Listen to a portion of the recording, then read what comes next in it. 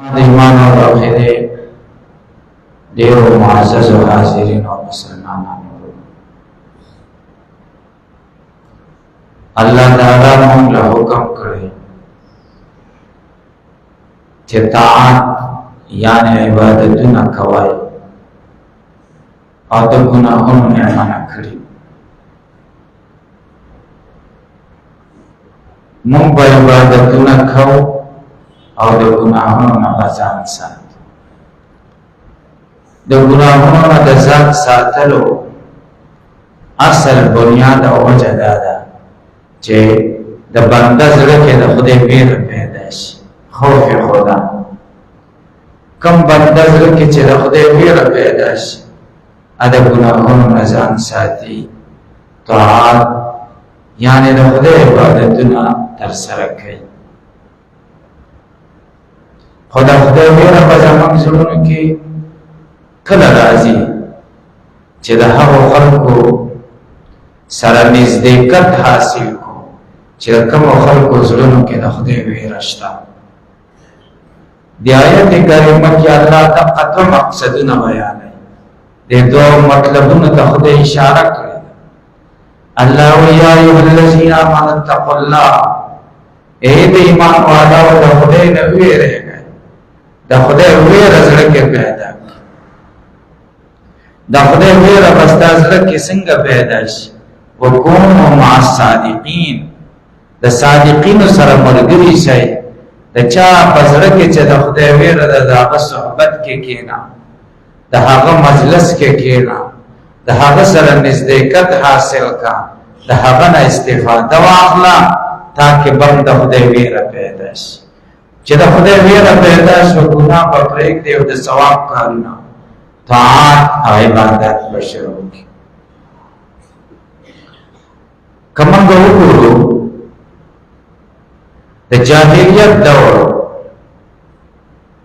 اسلام نو، رسول الله صلی الله علیه وسلم الله خدای نو مبعوث کړي. د مکې مشرکانو عربو هغوی سنه کول، د هغوی په زړونو کې خوف خدا نه و. ظالم به راپاڅېده، مظلوم به د کورونو وایست. ظالم به راپاڅېده، د مظلوم نه به حیا او عزت واخیست. ظالم به راپاڅېده، د مظلوم نه به مال واخیست. یو سړی به راپاڅېده، بل به یې مړ کړ او د هغه په کوپړۍ کې به شراب څښل، دا به یې فخر ګاڼه. نور ظلم او زیاتۍ خو پرېږده، نور ګناهونه خو پرېږده، د ټولو نه لوی د وحشت او د خدای نه د لرېوالي ګناه، د انسانیت نه لرې ګناه هغه دا وه چې لوریانې به یې ژوندی ښخولې. دا به څوک وکړي چې چا کې انسانیت، خوف خدا نه و، نو انسانیت هم نه. انسانیت زړونو کې نه و، د انسانیت دغه همدردي زړونو کې نه وه، ایثار نه و، رحم دلی نه وه. الله تعالی رسول الله صلی الله علیه وسلم مبعوث کړ داسې وحشت زمانه کې، د تیارو زمانه کې، تورتم زمانه کې الله تعالی رسول الله صلی الله علیه وسلم راولېږه. همدغه خلق به ټول عمر به غلط کارونه کړي وو، د ورونه او د ګټو نه به ځان له خدایان جوړ کړي وو، د هغې عبادتونه به یې کول. راغلل د نبي کریم صلی الله علیه وسلم لاس کې به لاس کېښوده، د رسول الله صلی الله علیه وسلم مجلس ته به رانږدې شو. د هغې نه به خدای څومره لوی خلک جوړ کړل.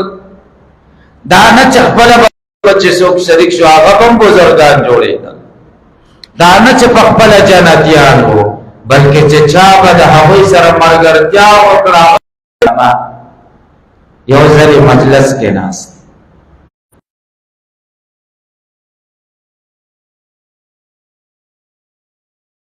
اجازت راک چې زه زنا وکړم. دا څومره بده خبره ده، څوک به یو مشر ته داسې خبره وکړي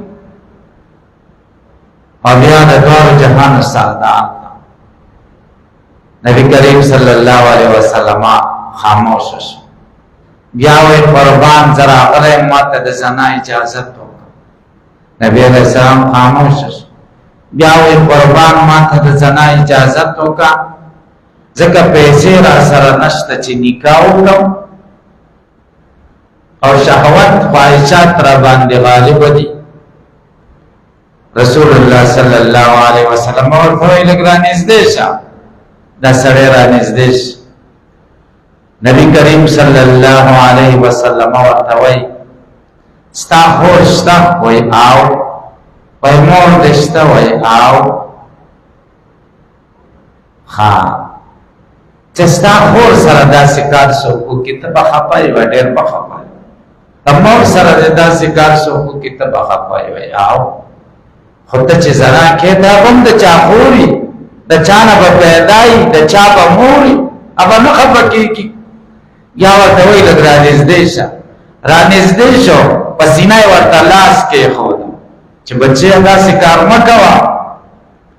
هغه مسلمان وایي زما د خدای په ذات قسم چې د رسول الله صلی الله علیه وسلم لاس زما په سینه کېښودل شو او د ده لاس مبارک زما سینې نه جدا شو چې تر اوسه پورې په ټولو ګناهونو کې راته زنا داسې شوې ده چې فطرتاً مې ترې نفرت دی او چېرته مې پردۍ زنانه ته په نظر هم نه دي کتلي.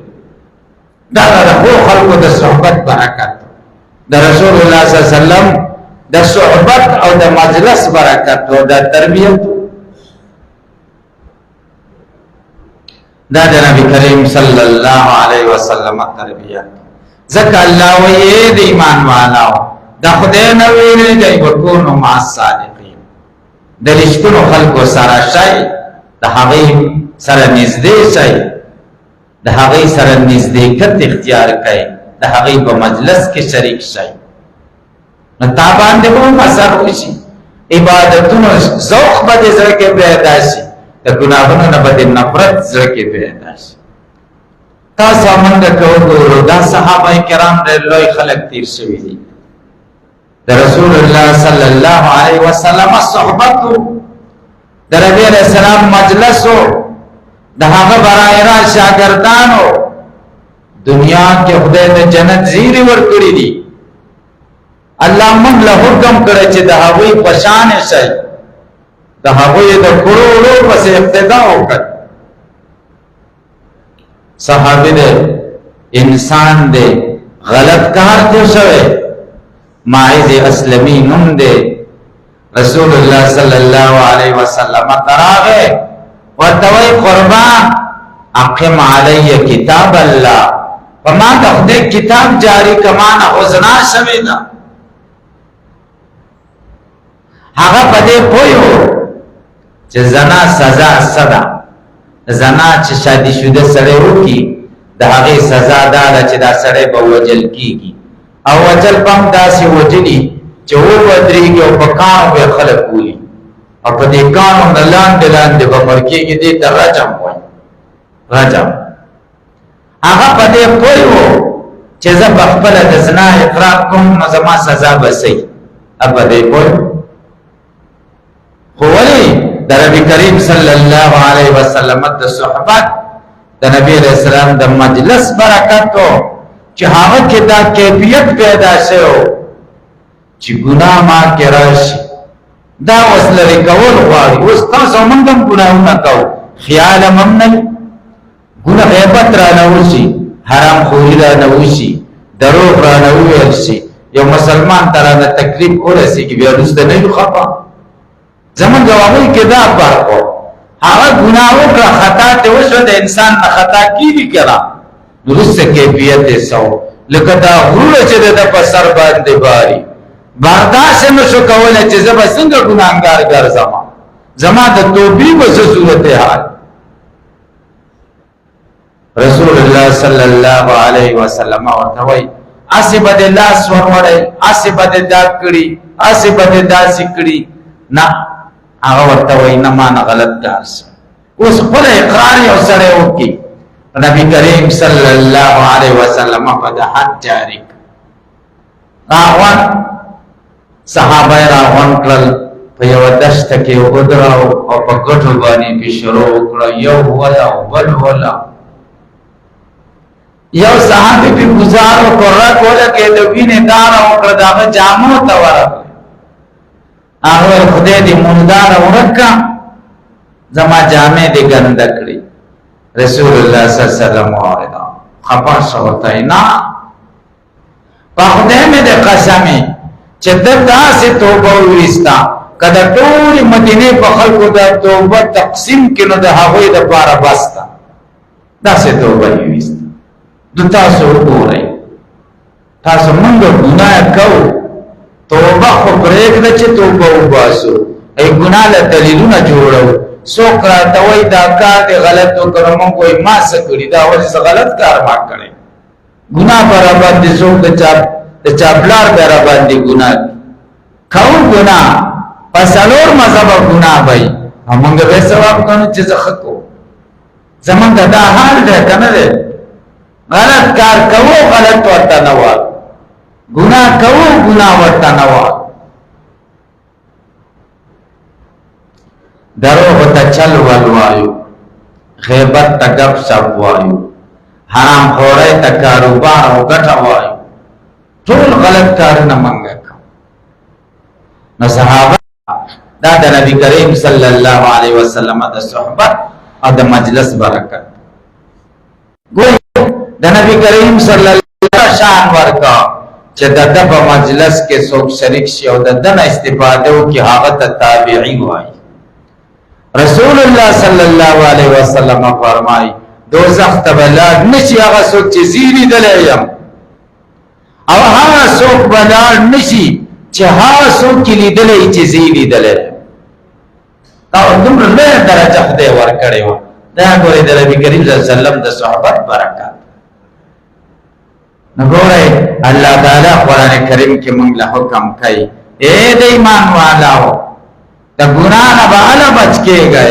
د ثواب کارونه به اله کوئ چې تاسو کې اتقوا الله د خدای نه ویریږئ چې خوف خدا ستاسو زړونو کې راشي اول او دویم وکونوا مع الصادقین د نیکانو خلکو سره د صادقینو سره د الله والا خلکو سره کینئ د هغوی نشئ نو ستاسو زړونو کې به خوف خدا پیدا شي ځکه د مجلس اثر یې که نه خو سره کې خپل د خدای ویرې زړه کې او ما او تا ور نږدې شو نو د هغه د زړه نه خوف خدا ما او تا ته بزرګ کېږي دا څنګه چل دی هغه نه تپوس وکړو چې دا خدا غلطه خبره کړې ابو جهل د نبی علیہ السلام مخله نه وکتلی ابو لهب د نبی علیہ السلام مخله نه وکتلی هغه بزرګان نشو د باجد د نیکو خلکو پسې منګه بدرت وایو د دین د عالمانو پسې بزرګانو پسې دا خو ونکو کړه که مرګرتیا ور سره نه کوو صحبت کې نه کینو